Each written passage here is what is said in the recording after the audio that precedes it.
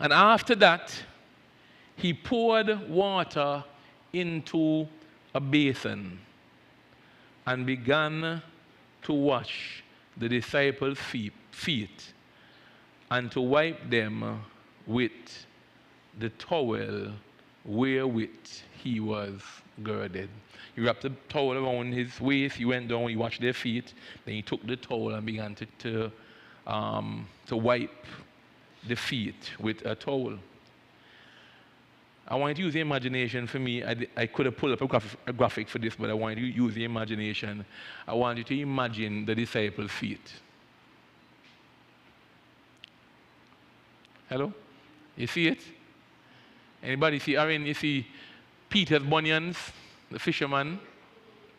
Hello? I want you to imagine the disciples' feet. As I thought about this, feet in general are not the most glamorous part of the human body. Hello? Men's feet. Let me see the hands of any man in here who has had a pedicure. I just want to check. I'm not judging you. One hand up. Two. It's about, all right, 2 out of 1, 2, 3. I'm not judging you. But men's feet are not the most men's feet are not the most glamorous. People's feet in general are not the most glamorous part, hello, of the body. And much less men's feet.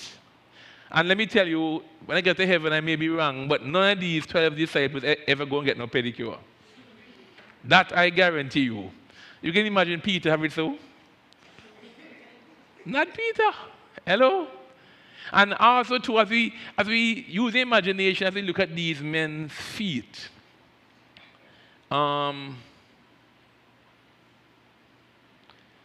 want you to understand that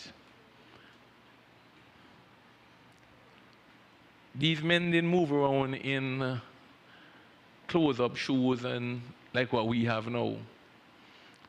A lot of people in Bible days had little makeshift sandals that they would make up with little leather and little strings and little sandals. There was no Nike and no boots and no Timberland for them to wear. So these men were moving, all of them, with sandals. Just a little piece, something to keep Cassie and dig them, little piece of string tied around their foot. So that means most of their feet were exposed. Amen? And if you would agree that these men, rough men, feet exposed, they weren't traveling on Barber Green Road, no? So that means they were walking through dirty, dusty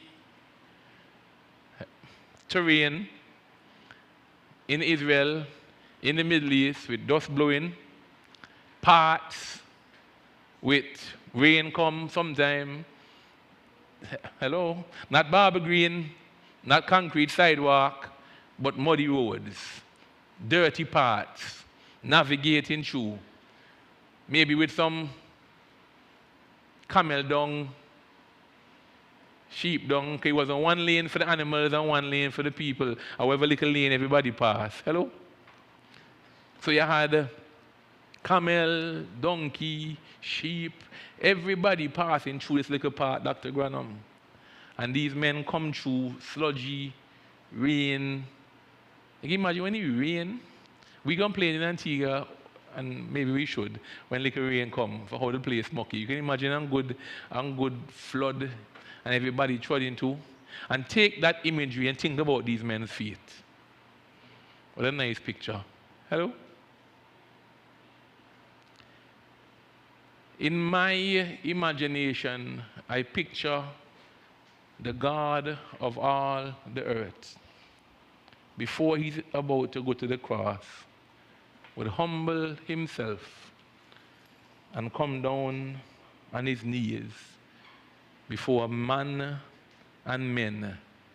And these 12, including Judas, these 12 rough, ugly toenail, ugly toes, dirty feet, dung and dirt. And can you imagine that Jesus went down there and began to clean their feet. Hello? And I thought about this again, and I said, here we see Jesus with dirty hands.